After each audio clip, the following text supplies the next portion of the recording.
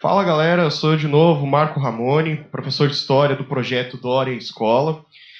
Bom, muito bem, então vamos recapitular aqui o caminho que a gente seguiu até chegar nessa aula. Nós começamos na pré-história, onde nós analisamos as origens do ser humano e como ele tomou as mais diversas regiões do planeta.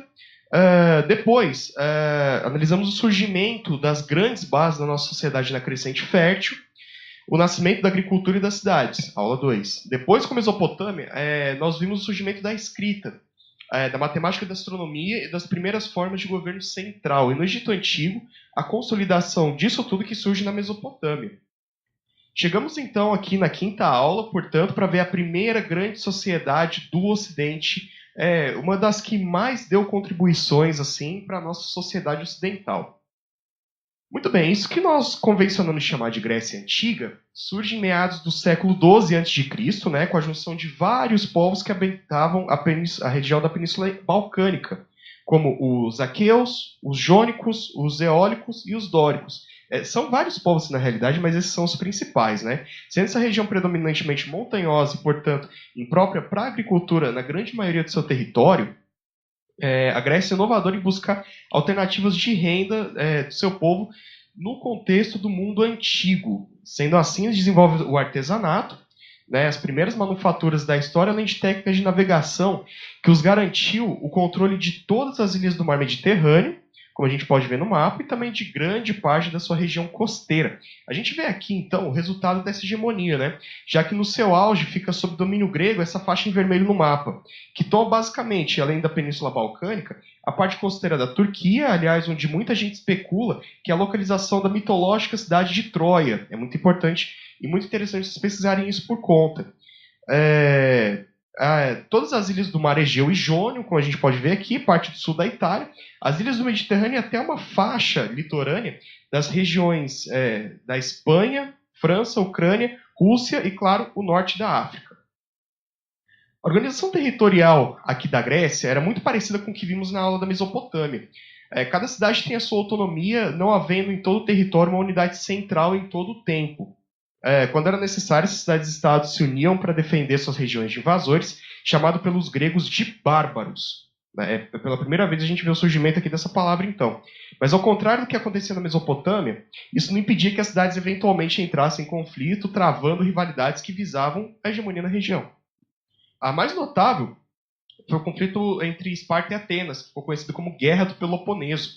Foi basicamente um conflito que eclodiu depois da bem-sucedida resistência às invasões persas, né? E, enfim, além disso, esse conflito foi o choque entre dois regimes políticos, regimes de governo diferentes. Em Atenas a gente tinha a democracia ateniense, né, a famosa democracia ateniense, enquanto em Esparta a gente tinha uma espécie de monarquia militar, a gente pode dizer assim, porque era um rei, mas a região toda era basicamente muito militarizada. Mas esse conflito, no final das contas, ele acabou enfraquecendo toda a região. Então a gente vê aqui quais foram as principais contribuições que a Grécia Antiga deu para a nossa sociedade atual. A primeira aqui, artes plásticas e cênicas, que na Grécia é a primeira vez que se tem notícia que há uma prática constante dessas duas modalidades de arte. Claro, não foi inventado lá, mas é aqui na Grécia a primeira vez que a gente vê isso realmente sendo sistematicamente praticado, né? As célebres pinturas gregas que influenciaram a nossa sociedade até hoje, além do notável teatro grego e seu formato de tragédia, que é a base de narrativas e filmes de cultura pop até hoje. Certo? Uma recomendação aqui, né? No meu podcast eu vou fazer um podcast especial comentando como que grandes sucessos como Star Wars e Harry Potter usaram a grande base assim, da tragédia grega para desenvolver os seus enredos.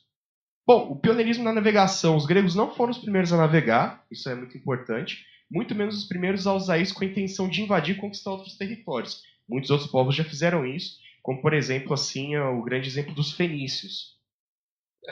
Mas foram, sim, os primeiros a usar isso em larga, tão larga escala, a ponto de ter muito êxito nas suas conquistas marítimas.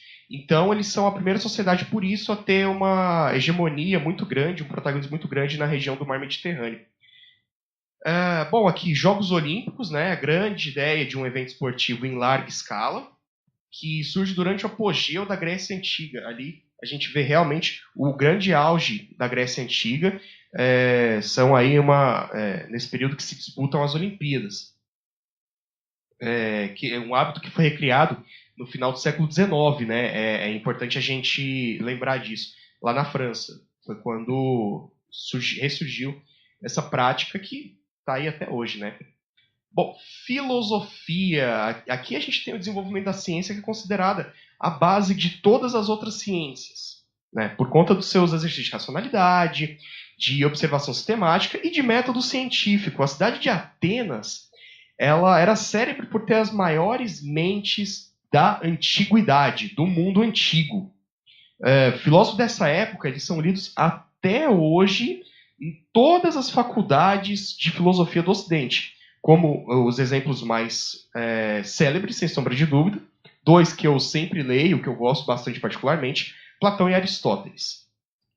Bom, democracia, apesar de ser um regime de governo vigente de Atenas e nas suas áreas de influência, ele era muito diferente disso que a gente tem hoje, dessa democracia que a gente tem aqui hoje, né? Porque, enfim, a nossa democracia que ela tem hoje, ela foi lançada às suas bases de verdade assim na Idade Moderna, durante o Renascimento, mas foi inspirado aqui na democracia grega que surgiu a sua principal ideia, né? Um regime republicano, representativo, onde todo mundo do povo participava da direção da administração da cidade. Só que, no entanto, ao contrário do que é hoje, todo o povo era um negócio muito restrito, era um negócio muito excludente, porque mulheres, escravos e homens pobres não participavam dessa democracia. É uma coisa muito, muito interessante, muito importante da gente lembrar. Ainda assim, essas bases foram retomadas, como eu acabei de falar, no começo da Idade Moderna, e está aí até hoje, né? É o regime vigente em todas as melhores sociedades aqui do Ocidente. Bom, esse período clássico da Grécia, ele chega ao fim no começo do primeiro século antes da era cristã, quando se espalha para os seus domínios uma série de crises, né? A economia, ela ia capengando desde que eles não conseguiam mais manter o ritmo de conquista de novos territórios e, por consequência, a vinda de mais escravos para executar as tarefas físicas. Lembrando aqui, importante, que esse tipo de atividade era considerado desonroso pelos gregos. Vai entender, né? Mas se ninguém fizesse esse trabalho, a sociedade não aguenta, né? Até hoje. Se ninguém faz os trabalhos físicos, ninguém aguenta. A economia não anda. Além dessa crise econômica, a região já vinha bem desgastada, assim como eu disse anteriormente, por muitos conflitos internos entre cidades e estados, né? Além de ter desgastado muito, assim, ter usado muito recurso, a resistência à invasão dos persas. Daí então foi moleza chegar a Alexandre o Grande. Um outro tema que vocês deveriam pesquisar, assim, eu aconselho que vocês pesquisem, a história de Alexandre o Grande. Eu não vou conseguir passar aqui no Dória em Escola, mas é muito importante, assim, é muito interessante vocês analisarem a trajetória meteórica de Alexandre o Grande. Ele era da Macedônia, um reino até então pequeno, ao norte da Península Balcânica, e aí foi moleza ele conquistar a Grécia. E pouco tempo depois, elas foram tomadas por uma grande potência em ascensão, Roma, né? Mas a cultura grega, de tão rica, foi vista com bons olhos por todos os seus invasores. E foi então assimilada de forma indireta, ela foi preservada até chegar aos nossos tempos aqui hoje. O império que garantiu essa perpetuação da cultura grega, desses costumes, de tudo isso que eu falei, vai ser, não por coincidência, o tema da minha próxima aula. Então eu espero vocês com muita ansiedade na nossa próxima aula, onde nós vamos abordar aqui o Império Romano. Esse é o Dória em Escola, meu nome é Marco Ramone. Muito obrigado a todos pela atenção. Valeu!